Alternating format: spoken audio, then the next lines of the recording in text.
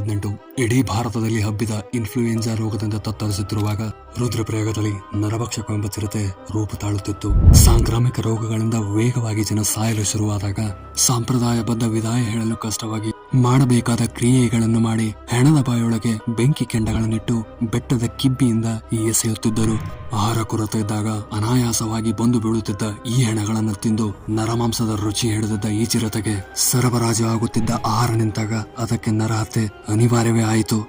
1918 June 9ರಂದು ತನ್ನ ನರಬಲಿ ಉದ್ಘಾಟನೆ ಮಾಡಿದ ನರಭಕ್ಷಕ ಸುಮಾರು 8 ವರ್ಷಗಳ ಕಾಲ ಗರ್ವಾಲಿನ ಜನ ಉಸಿರು ಬಿಗಿ ಹಿಡಿದು ಬದುಕುವಂತೆ ಮಾಡಿತ್ತು. ಸರ್ಕಾರದ ಲೆಕ್ಕದ ಪ್ರಕಾರ 8 ವರ್ಷಗಳಲ್ಲಿ 124 ನರ ಹತ್ಯೆಯನ್ನು ಮಾಡಿತ್ತು. ಆದರೆ ನಿಜವಾದ ಲೆಕ್ಕ ಬೇರೆನೇ ಇತ್ತು. ಪ್ರಪಂಚದ ಎಲ್ಲ ಪತ್ರಿಕೆಗಳಲ್ಲೂ ಈ ಚಿರತೆಯನ್ನು ಕೊಲ್ಲಲು ಮನವಿ ಮಾಡಿದರೂ ಹಿಂದೇಟು ಹಾಕಲು ಕಾರಣ